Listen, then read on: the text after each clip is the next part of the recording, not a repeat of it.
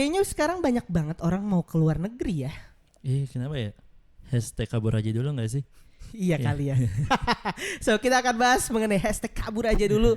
Let's check it out. Sabun, sabun, sabun, sabun, sabun, sabun, sabun reunion. Sabun, sabun, sabun, stay in the living room. Story of Andro Parbun. Welcome back to Sabun Reunion. Stay in the living room. Yo, balik lagi dengan kita ada personel baru guys. Sebelumnya perkenalkan, gue Dava. Nanti akan ada muncul nih pop-up Instagram sama TikToknya gitu. Dan juga ada personel baru kita nih. Kenalin, gue Yafi ya. Jadi gue intern ya di podcast ini ya. Pendatang baru. Pendatang baru. Jadi intern si ada intern di YouTube ini ya. Oke. Nah, hari ini kita mau bahas mengenai kabur aja dulu. Oh iya, sebelum kabur aja dulu, Sabun tuh selalu ngebahas mengenai berita-berita terkini nih, yang kita bahas dengan santai aja kayak stay in the living room. Yoi. Nah, sekarang kita lagi bahas adalah yang lagi rame banget orang-orang mau kerja ke luar negeri, Vi. Kenapa sih? Menurut lo kenapa? Jadi kita ini dari Magni dulu ya. Kabur aja. Kenapa? Iya, menurut lo apa yang terjadi dengan kok bisa tiba-tiba orang jadi banyak kabur aja dulu gitu. Bisa sih orang kabur karena emang mereka ada di situasi yang gak nyaman gak sih? Ya, betul. Makanya orang-orang kabur kan. Kayak ngapain di sini mulu gitu. Kayak lu di rumah lu ngerasain nyaman, lu kabur. Ya kan? Karena di rumah banyak yang maaf, langsung ada titar gitu. Terus atau enggak mungkin lu lagi ada masalah di kantor, lu lagi bete banget, lu kabur. Iya, betul. Jadi tapi kenapa kalau dengan Indonesia sih? Karena marak yang terjadi. Apa menurut lu yang latar belakangnya? Jadi menurut gua sekarang lagi rame nih hashtag kabur aja dulu, yaitu karena emang situasi di Indonesia saat ini lagi nggak baik-baik aja menurut gua. Nggak baik-baik aja, oke. Mulai dari situasi politik nih lagi nggak baik kan, emang dari dulu juga nggak sih sebenarnya. Baik sekali, coba tergantung kan. Terus dari angka ini nggak sih juga pekerjaan ya PHK juga lagi tinggi banget. Betul. Cenderung malah dari 5 tahun terakhir kayaknya angka pengangguran Indonesia itu lagi stagnan banget gue liatnya. Kebetulan kita kemarin pas gue sama teman gue sama Andro juga sempat ngebahas mengenai PHK kan, yang tinggi banget gitu. Waktu itu sampai bulan Oktober atau September aja itu sampai 60.000. Kalau nggak salah sampai akhir tahun ini 80.000 sekian lah gitu. Nah, jadi mungkin itu juga yang bikin banyak orang ngerasa tidak memiliki kesempatan untuk bekerja lebih baik di Indonesianya gitu. Karena kayak pie orang banyak perusahaannya aja yang PHK, terus orang mau berharap gue bisa dapat kerja juga gimana? Orang kan ya PHK kan karena mungkin efisiensi dan kawan-kawan kan banyak banget gitu kan. Nah, dan di sisi lain juga mungkin ya benar tadi keputusan-keputusan pemerintah. Iya, kebijakan yang kurang menguntungkan masyarakat lah. Apalagi yang terutama yang masyarakat menengah ke bawah ya. Middle class. Oke. Dan juga kalau gue juga bukan hanya masyarakatnya, tapi seperusahaannya. Perusahaan-perusahaan yang memberikan kesempatan kerja untuk banyak masyarakat kan. Juga mungkin karena kebijakan-kebijakannya jadi membuat banyak perusahaan ini tidak berjalan semestinya gitu. Jadi makanya kenapa mereka juga akhirnya banyak efisiensi gitu. Mungkin yang terbaru gue sempat ada dengar juga ada beberapa informasi ya mengenai makan bergizi makan bergizi gratis ya sekarang namanya. Bener. Itu ada informasi bahwa nantinya gue nggak tahu ini benar atau tidak, tapi katanya nantinya akan menjadi bukan ditanggung pemerintah lagi, tapi perusahaan. Oh iya. Jadi sebagai CSR. Oh iya. Jadi dari yang kalau yang sebelumnya kan pemerintah yang memberikan makan bergizi gratis nih. Nah nanti tuh kayak misalnya contoh gini, misalnya perusahaan swasta A buat site misalnya atau punya kebun atau punya apa namanya tambang misalnya di daerah mana. Nah, dia CSR-nya wajib memberikan makan siang gratis makan siang gratis ke di sekitarnya. Lah. Nah, gue baru denger lagi tuh. Gue baru denger tuh. Nah, ini yang gue bilang, apakah ini benar terjadi? Jatuhnya bukan program pemerintah dong ini. Nah, iya, jadinya kayak seakan-akan CSR-nya perusahaan diwajibkan mendukung program pemerintah kan, gitu. Katanya. Nah, itu kan ketentuan-ketentuan yang juga bukan hal yang biasa kan dilakukan dari kebijakan pemerintah untuk kesannya perusahaan juga harus mendukung, gitu apa yang pemerintah lakukan. Jadi sehingga lo piye ini kayak gini dong. tapi ya sih lagi ngerasa emang ini banget sih ya. Lagi ngerasa kayak kok sebegininya gitu sekarang. Apalagi akhir-akhir ini lagi banyak banget masalah kan, demo di mana-mana. Iya. Ya kita kayak dari kemarin balik kantor tuh selalu aja ada demo. Dan demonya lagi tidak kunjung berhenti ya. Maksudnya lagi terus-menerus gitu. Cuman kemarin baiknya gue dengar kan kemarin lagi itu demonya tentang Indonesia gelap ya. Indonesia gelap. Terus akhirnya pada tanggal berapa tuh kemarin akhirnya pemerintah kayaknya sekretaris negara kayaknya. Gue lupa. Tepatnya siapa orangnya. Sekretaris negara tuh bukan Mayor Teddy. Mayor Teddy itu sekretaris kabinet kan? Iya kayaknya. Iya kan sekretaris negara tuh berbeda lagi kan? Beda lagi. Dia ngurus secara agenda-agenda kepresidenan. Ada dua kan? Ada sekretaris kabinet, ada sekretaris negara kan? Iya, oke. Sekretaris negara. Nah, itu dia keluar terus mereka diskusi sama BEM sama pendemonya. Apalagi itu BEM se-Indonesia ya. Oke. Nah mereka diskusi dan terus dicatat terkait aspirasi yang mereka usulkan apa aja. Oke.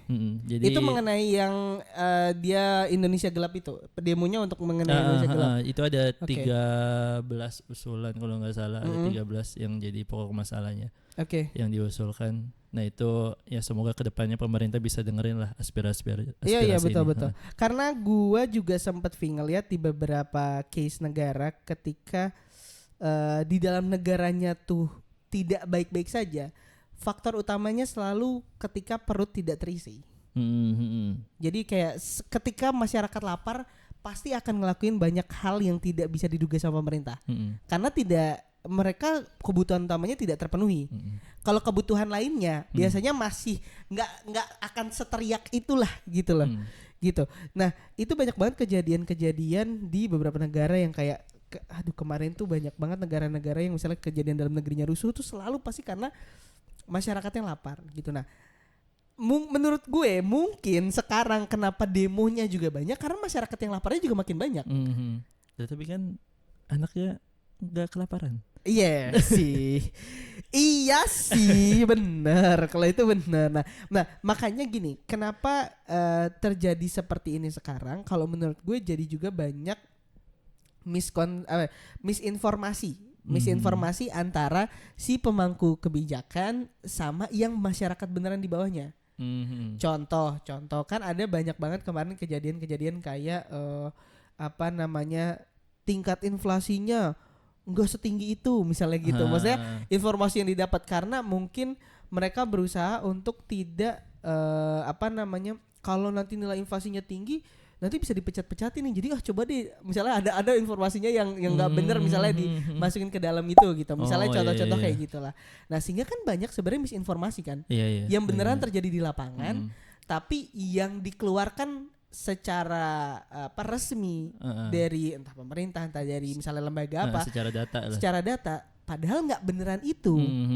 Tapi karena kalau nanti dianggapnya inflasinya berantakan dan segala macam, sanksinya adalah dipecat dan lain-lain, mereka akhirnya berusaha mencari cara untuk tidak itu. Nah, dari kasus seperti itu kan jadi bikin banyak sebenarnya di lapangannya beda banget loh sama kenyataan.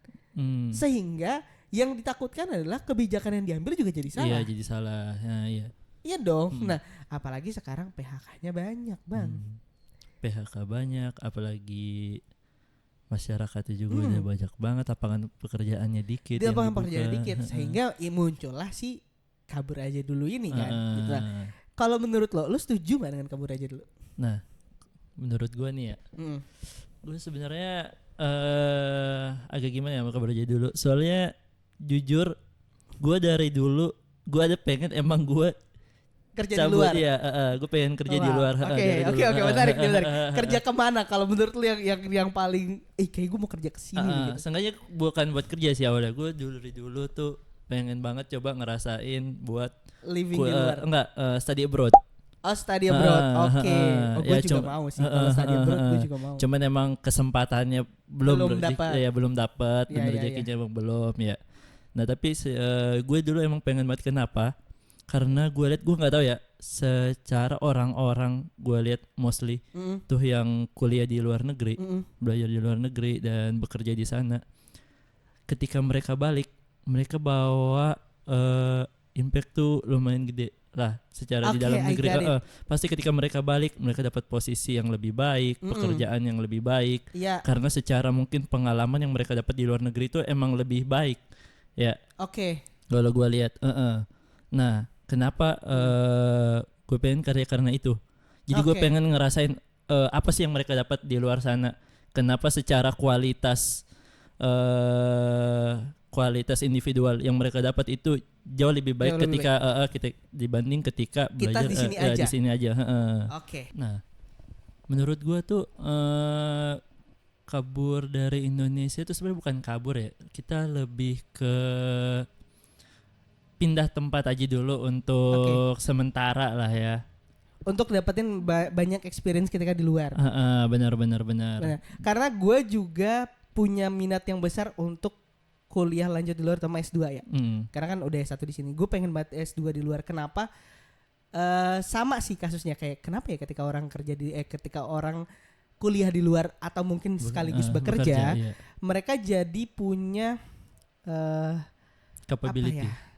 Bukan soal skill. capability aja, tapi mindset yang berbeda ya kalau kata gue. Iya, itu karena juga, karena gini, gue selalu dikasih tahu sama nyokap gue bahwa gini, kenapa sih orang luar seakan-akan jauh selalu lebih hebat dibanding kita? Nah, iya. Kenapa? Maksudnya kan ada gennya kan, kayak kenapa gen luar tuh kok lebih pinter ya gitu.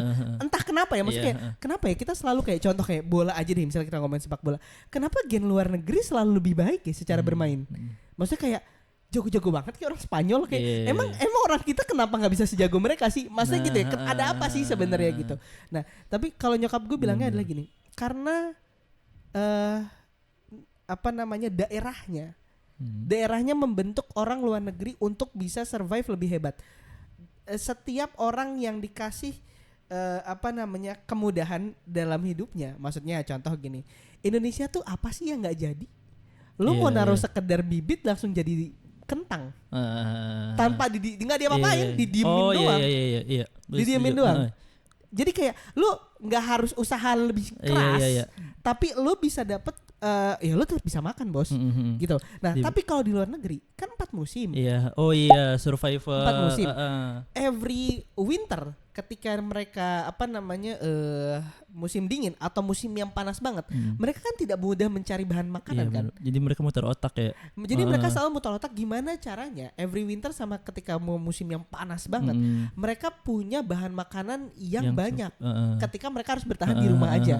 Makanya kenapa di luar sana selalu punya di rumahnya tuh kayak gudang bahan makanan. Oh iya. Iya kan, kayak misal di bawah tanah gitu. Dia punya gudang bahan makanan tuh.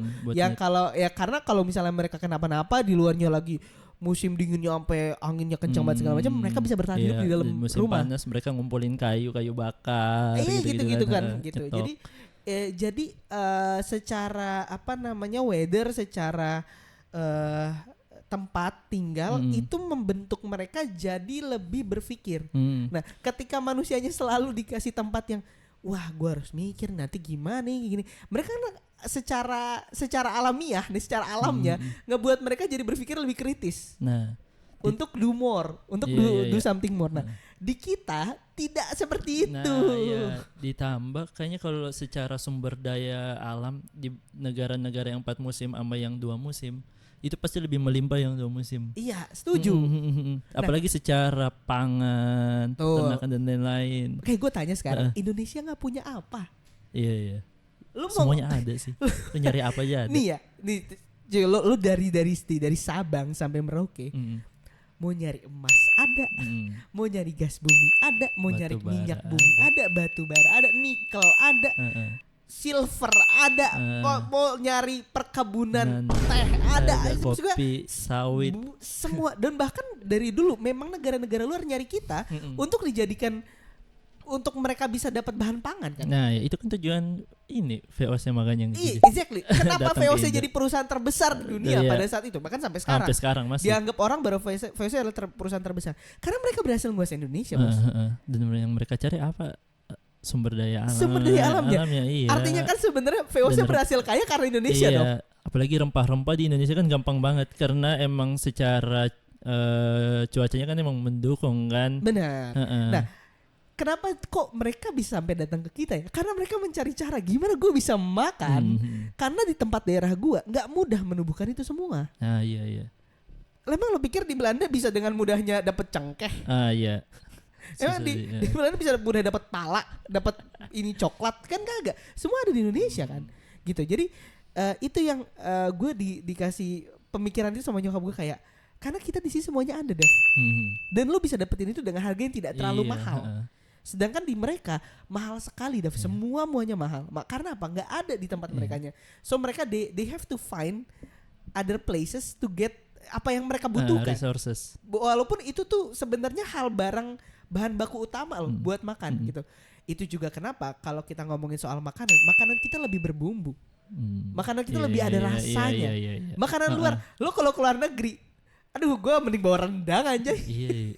Di luar kayak hambar banget ya. Hambar kan? Makanan. Ya karena kenapa? Emang kagak ada Bumbu Kagak ada bumbu iya bumbu rempah rempahnya. mahal Iya, gitu ya loh. dibanding kita. Tapi kok kita tetap impor ya bahan-bahan pangan ya. Kalau itu kan Pertanyaannya. mungkin pengelolaannya ya, kita juga nggak paham lagi. Nah dari situ jadi apa namanya Fik, itulah yang membuat gue jadi penasaran kalau kita keluar negeri Sama. untuk Iya, learning, untuk belajar. learning, iya. Oh ternyata lu tuh punya daya pikir yang bisa ini ngelolanya akhirnya jadi kayak yang nggak gini. pernah terpikirkan sama kita. Karena di kitanya terbiasa semuanya Ada. gitu. Ya same case nih kayak lo dididik sama orang tua yang kaya raya mampus tapi ngasih lo semuanya. Lo pasti jadi nggak mikir lebih lah. Iya benar. Ya udah aja gue di rumah gue ada Ferrari bangsat.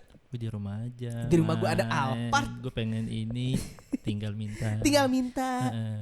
Hari-hari gue main PS aja di rumah misalnya gitu. Ya orang lo nggak perlu usaha lebih, jadinya lo tidak berpikir lebih. Nah, menurut gue mungkin itu yang orang luar dapatkan karena alamnya. Yang ngebentuk mereka.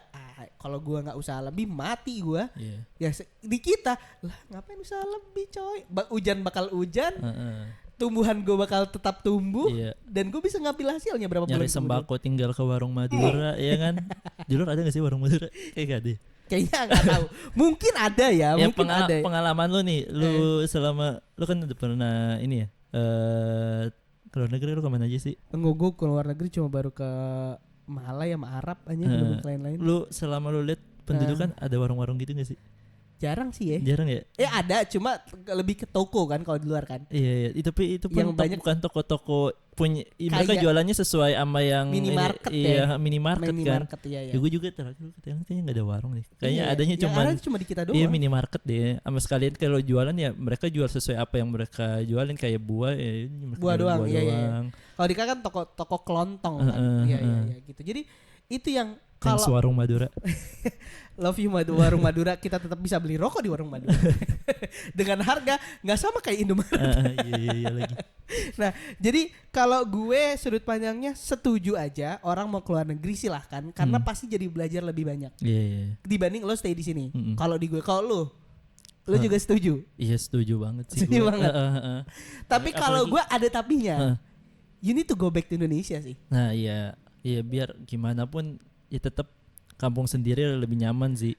Gini, kalau gue, lo nyari duit di luar silahkan, tapi lo harus ingat bahwa maksudnya kan keluarga lo masih di sini dan lain-lain.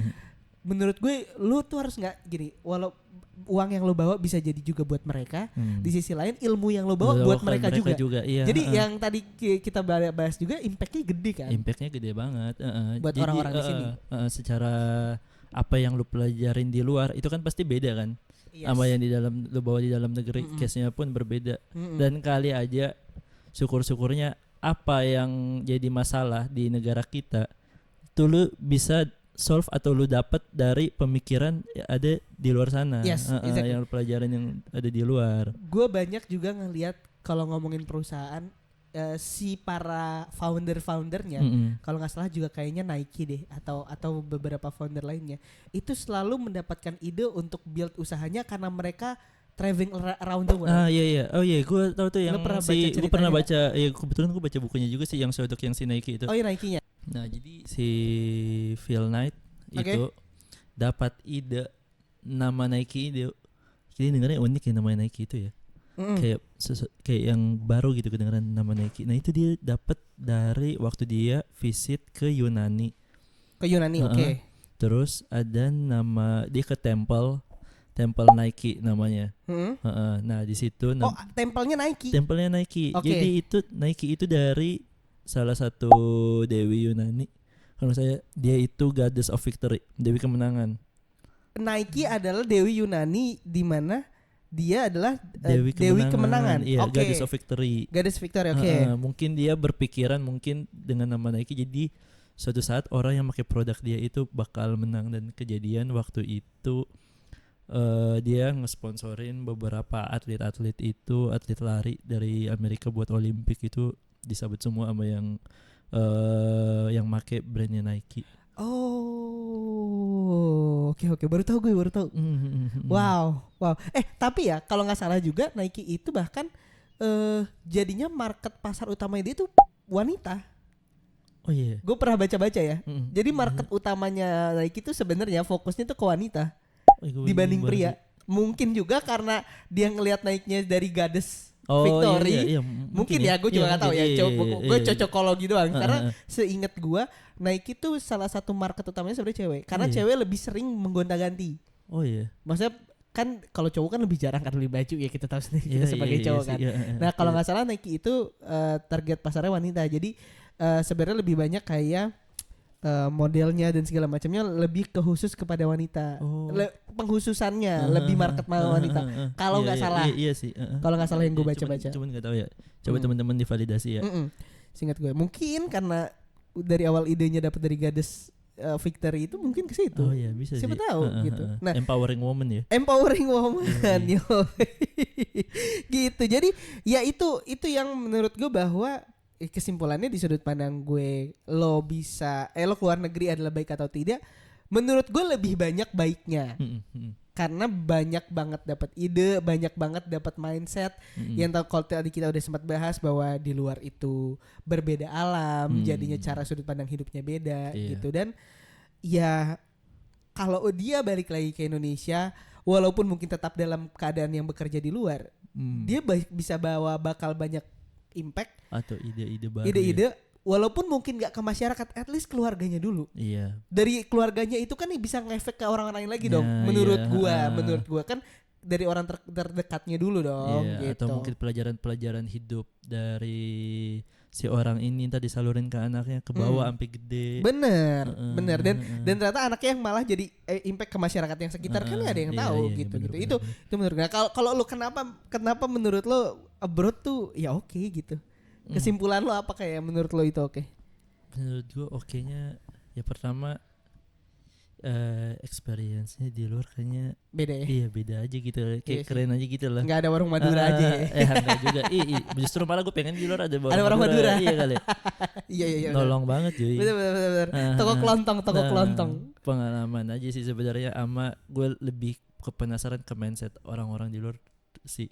Kayaknya banyak banget ide-ide yang gak pernah kepikiran sama kita selama kita di Indonesia. Iya. Jadi kita banyak belajar hal-hal baru, karena secara budaya juga beda kan.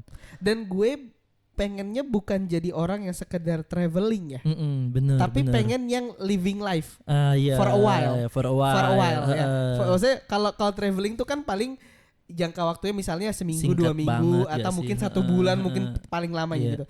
Tapi menurut gue living for a while misalnya setahun atau setengah tahun, 6 bulan, 1 tahun. Karena ketika lo udah di 6 bulan sampai 1 tahun living di luar negeri, di suatu negaranya dulu misalnya gitu, misalnya di US atau di Europe, di mananya Europe, di Belanda atau di Jerman atau mungkin lo di Aussie, dapat momen kayak 6 bulan atau setahun di sini. Nanti nextnya lo pindah ke 6 bulan atau setahun di sana. Nah, Jadi maksudnya lu jadi banyak dapat Insight. sudut pandang, Iya. insight warga negara asli sana, cara mereka hidup, seperti apa? cara mereka mengelola apa namanya, mungkin keuangannya mereka, mungkin cara mereka mengelola makanannya mereka. Ya kan itu kan jadi, dan lo perlu waktu kan. Lo Iya, nggak bisa Nggak dalam bisa waktu yang singkat. Lo kalau cuma travelingnya seminggu 2 minggu, ya lo masih berpikir dan nggak berusaha mencari informasi dari mereka. Nah, Tapi kalau lo udah yang cukup punya waktu panjang, nah, itu baru tuh biasanya learningnya lebih kalau bagus. traveling kan paling kebanyakan lu cuman lebih mengetahui budaya-budayanya mereka aja. Dan karena niatnya juga liburan sih. Iya, liburan aja kan. Emang pengen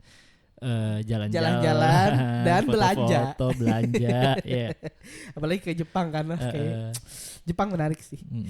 Gitu. Jadi hari ini kita membahas soal itu, apakah memang hashtag keluar aja dulu. Kabur aja dulu. Apakah memang itu oke atau enggak? Balik lagi ke kalian. Kalian bisa tulis di komen menurut kalian Ya, mereka, oke enggak sih keluar kalian bisa kabur aja diskusi ya dulu. di kolom komen. Yuk, kabur aja dulu oke enggak sih, dan apakah benar impactnya buat di Indonesianya sendiri juga oke. Gitu. So, sekian pembahasan kita kali ini. Terima kasih banyak. Sampai Ya, thank bertemu you, di lain guys. episode. Bye-bye. Bye.